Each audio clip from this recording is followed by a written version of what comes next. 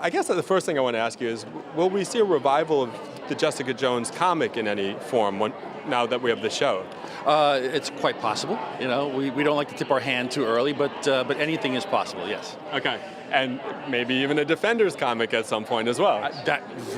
Wow, you think like a publisher. Quite possible. Okay. Yes. Now, I'm an old school fan, and I remember when the Defenders were like Namor and the Silver Surfer and the Hulk and Doctor Strange. Was there any trepidation among the Marvel brain trust about changing the lineup? No, not at all. Not at all. I mean, you have to understand you're a hardcore old school fan, right? But to the world at large, nobody knows who the Defenders are. So the idea of taking the concept, the name, and applying it to this world, it feels wholly natural. And even when you look at the origins of how the Defenders book came about, it was really just another way of putting a team together, and that wasn't the Avengers, right? So we have a wonderful concept behind why there would be this group and why they would be called the Defenders and why they would exist in this particular world. Now, I know that you're not necessarily involved in the day-to-day production of the Netflix shows, but can you give any kind of update on what's going on with Iron Fist right now? Well, actually, I'm pretty involved. Okay. I'm not on set every day, but I'm pretty involved. Iron Fist is being worked on. Okay. That's all I can say. Okay. We're still getting a series that I know there were rumors that might go to a TV movie or something. Where did you read these rumors? Not on my site. But they were on the internet? So they must be true. Point taken. Can we talk a little bit about the more adult nature? Obviously, we start with Daredevil. We went adult, and Jessica Jones takes it even further, I think.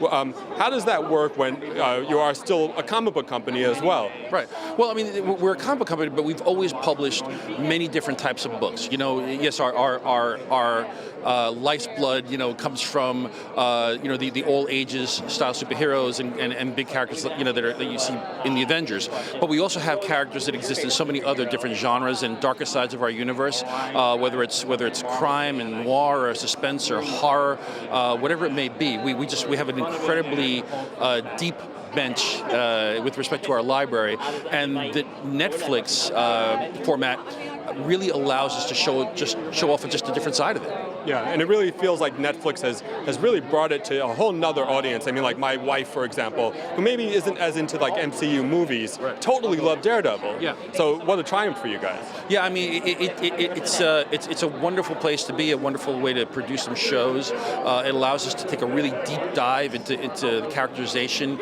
of our heroes and especially our villains. I think Jessica Jones will once again show what we were able to do at Marvel TV with Marvel villains. I think Wilson Fisk was a brilliant character and performed brilliantly by Vincent D'Onofrio in Daredevil. And I think what you see David Tennant do with his villainous side, we're going to scare a lot of people. People will be having nightmares, and it'll be David Tennant's face in those nightmares.